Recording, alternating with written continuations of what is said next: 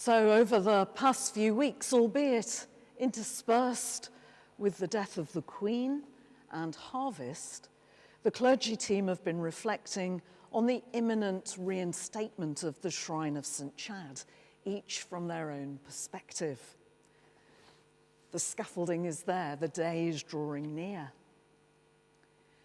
The Dean gave some of the background and talked about the shrine as a place where people might seek healing and wholeness as in centuries past, and his desire that this house of God should be a place where all are welcome. Canon Andrew spoke of our membership of the family of the baptized and how the saints are role models for us as we negotiate this tricky thing called life. Canon Gregory encouraged us to contemplate how God humbled himself to become human through Jesus, one of us, to share in our humanity so that we might share in his divinity, the relic of St. Chad giving us tangible evidence of someone who was very human and yet who carried that divine spark. I think his summary was that there's hope for all of us. And my brothers here allocated me the last slot on the sermon rota because I think they hoped that by the time it got to me, they might have succeeded in convincing me about the shrine. So for any of you today who remain unsure about what the restoration of the shrine might mean, for any of you today who are unconvinced, emotionally or theologically, about relics, well, take heart, there is at least one member of the clergy team who is also unsure. But who, even so, having thought very carefully and very deeply about it over a long period of time, is willing not only to accept, but to embrace the shrine. And why? Well, let me just get you my visual aid for my sermon.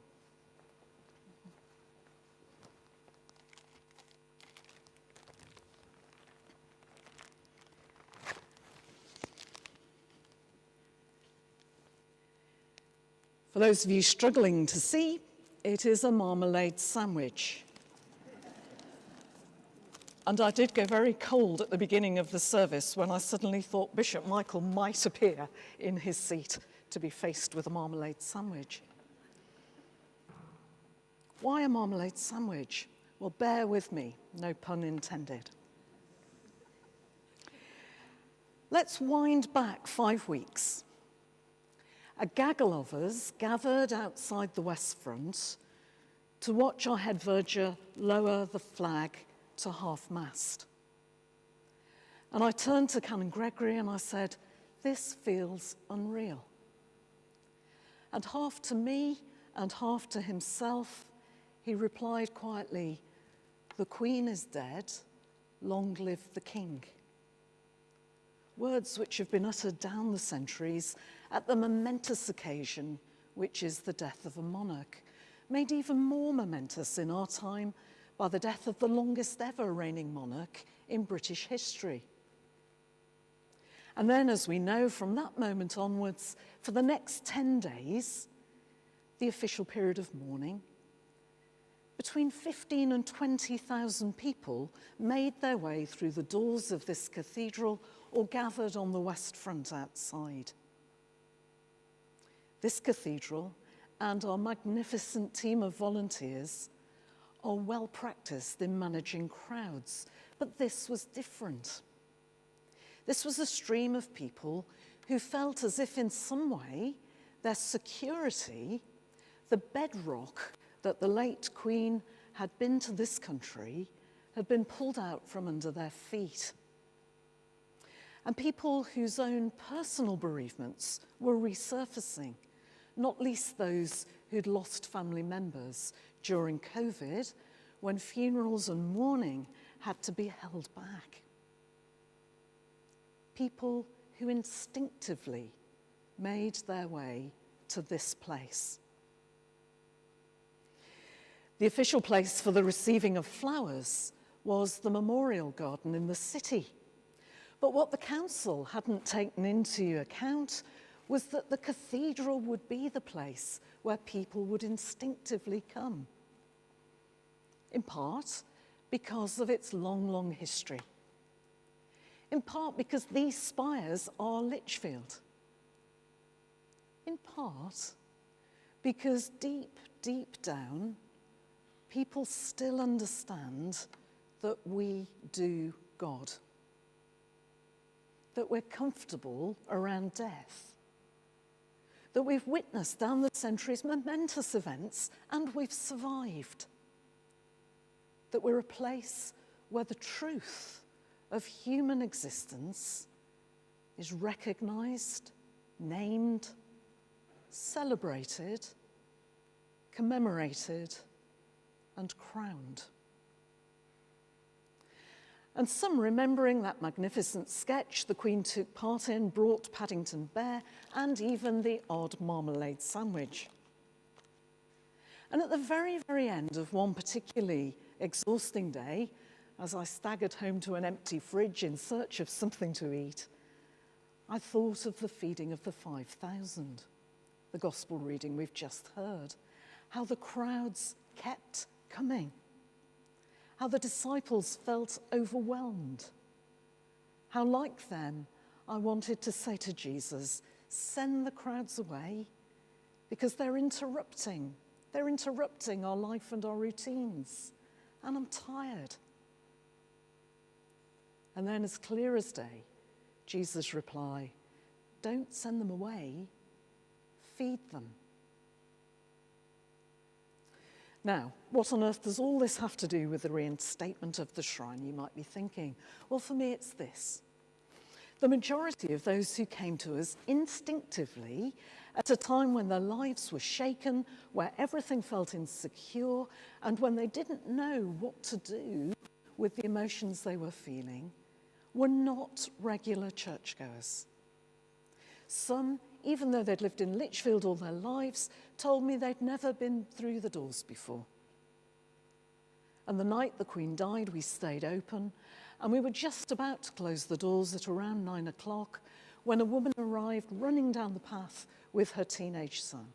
I've never been to the cathedral before, she said, but I can't settle, and I just knew that I had to come. And thank you for being open.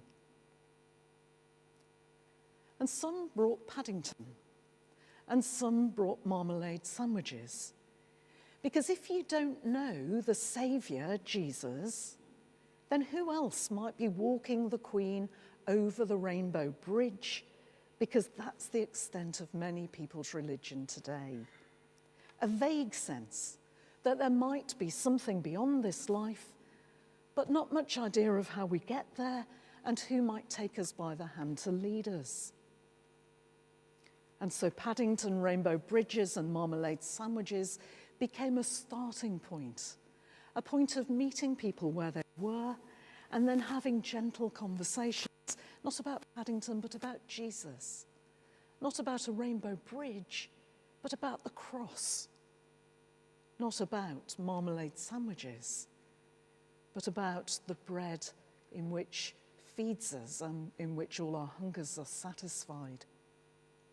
We started with where people were at, and we hope gently, with God's grace, to lead them on a step. And that is why I shall embrace the shrine and the relic of Chad. For those with little understanding of Jesus and holiness and salvation and God and church and religion and spirituality, here is a bone, a relic of a real person who lived and who died and who followed Jesus. Here's a story that people can grasp. And look, here's one of his bones. This man followed Jesus, and he wanted other people to follow Jesus. And look, here's this building, centuries later, full of people who follow Jesus today and who want you to know him too. Chad spent his life pointing to Jesus, and in his death can continue to do so if we're welcoming to those who are curious, imaginative in meeting people where they are with their doubts and their questions and their bewilderment, and creative in leading them forward. And you know, this marmalade sandwich says something else too. It symbolises for me those who don't necessarily know what to do when they come into a church building. What do you do? How do you behave? What do you bring with you? People who are 2 or 3 generations away from having anything to do with the church.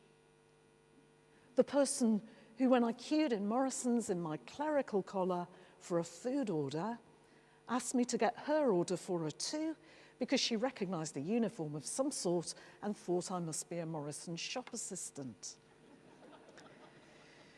Do you know it?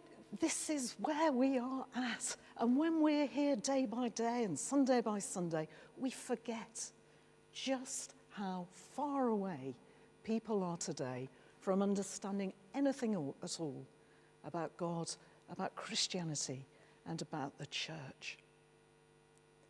And so when the shrine's in place and Chad's relics are received, we need to be ready to accommodate the people who will come as they are. We can't expect them to know how to behave in a church. We can't expect them to know to be quiet when there's a service taking place. We can't expect them to know that they are welcome to come in without an invitation. Greg, one of our chaplains, stands outside this cathedral at choral evensong on a Sunday to have conversations with people to say, you're welcome to come in. This is your church. You can come in. You don't need to be invited. People who have no idea how to find their way through an order of service or know what bread and wine and people in strange clothes symbolise. And so we must be prepared, like those first disciples, to have our way of life and the purity of our worship interrupted and disturbed as the crowds did when they gathered around Jesus. And we must be prepared to sing popular hymns even if the choir grumble, to on occasions make way for civic guests, but not stay away ourselves, so that the civic guests think if they're not there, then, well, perhaps the church would have been empty. To maybe even have a big bonfire for all those ropes and barriers and gates and doors which say more loudly than any words possibly could, this place isn't for you. And whenever we turn people away, even inadvertently, my heart goes out to those parishes I've been to Sunday after Sunday in Derbyshire and Norfolk for the past 30 years, who would weep with joy to have somebody turn up on the doorstep. We mustn't be those who send the crowd away because they're disturbing us and our worship and our cosy traditions. But we're called to be those who embrace the chaos and the uncertainty and the messiness, and who hear Jesus saying to us, give them something to eat.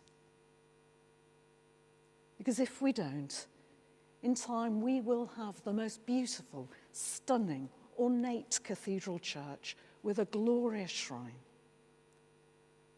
But it will be a museum and not a church, for it will be empty.